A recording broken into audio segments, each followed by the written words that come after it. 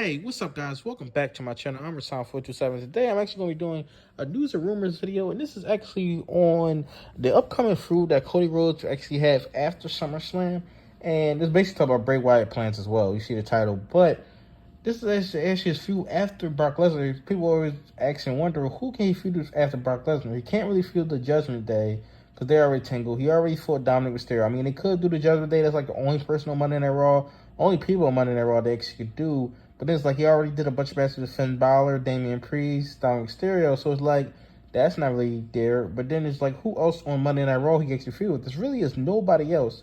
Now, with this report that the feud that's coming out of basically the number one feud in the company is going to be Bray Wyatt and actually Cody Rhodes. Now, with Bray Wyatt coming back, what big thing can they actually do with him? Now, of course, he was feuding with LA Knight. Then he was supposed to feud with Bobby Lashley, and that never came about. So it's like, what can they actually do with him? On SmackDown, can't really do nothing with him because there's nobody really there on SmackDown. You're not going to do LA Knight again. Even if LA Knight is the United States Champion, don't do it over here. Then you think about Monday Night Raw, he's not going to feud with Gunther, Drew McIntyre. They probably won't do Seth just because of the reception that got last time. To be honest, they're probably not going to do Seth. So the only guy really is Cody Rhodes. And this is basically a matchup that is great for actually both guys because Cody Rhodes doesn't really have anybody to feud with. And Bray Wyatt has nobody to feud with. So this actually is kind of great for actually both of them. Now, will this end up being a good feud? We'll just have to see about that, the way WWE books it and stuff like that. But to be completely honest, Bray Wyatt is probably not winning this feud.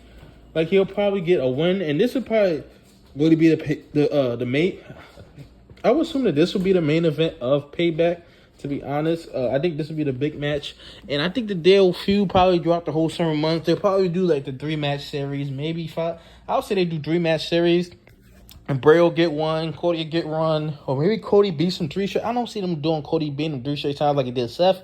But I do think this is good. It just depends on the way that he books it. But the thing about it is that, is this really good for Bray Wyatt? Just because he's coming in on a new feud that he's probably going to lose because Cody Rhodes is going on a collision course with Roman Reigns. But then it's the best thing for Bray. But, I mean, it's just up in the air. And losing a feud isn't the worst thing for Bray Wyatt and stuff like that.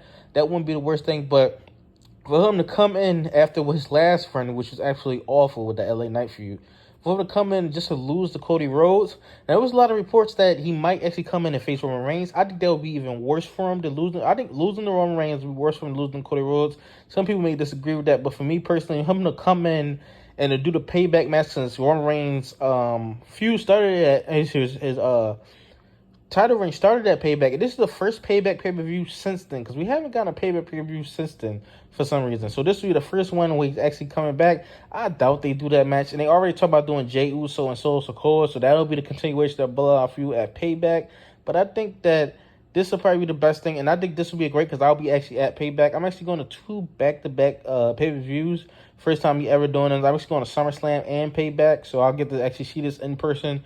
And I definitely think it's great to see Bray Wyatt back. Hopefully he can be booked well. I don't know what character he'll actually have, because I think the character that he did last time, I think that's completely scrapped because they won't do that. I just don't believe they'll do that anymore, especially with some of the members being going and out, like Alexa Bliss, Eric Young is still no longer with WWE. And I just don't. I think they'll completely revamp it. We'll just have to see what they actually do. Maybe they'll bring the Fiend back. You know, there's a lot of reports that Bray Wyatt doesn't want to do the old gimmick because of Brody Lee and his passing. So we just have to see what's going on. But I think that this could be a great thing for Cody Rhodes and for Bray Wyatt coming inside the future and stuff like that. But like, comment, subscribe. Thanks for watching.